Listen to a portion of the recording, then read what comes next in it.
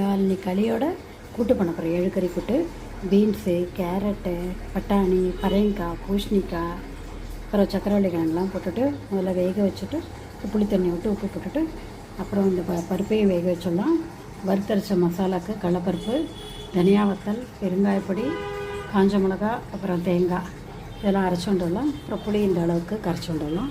பண்ணலாம். காய வேக வச்சுட்டு 7 கறியும் தண்ணி விட்டு கொஞ்சம் வேக வச்சிடலாம். பாதி வந்ததுக்கப்புறம் புளி தண்ணி விட்டு மற்றதெல்லாம் போட்டு பண்ணலாம். காய் வந்துடுத்து பாருங்கள். இப்போ நம்ம கரைச்சி வச்ச புளி தண்ணியை கொட்டிட்டு உப்பு போட்டுடலாம்.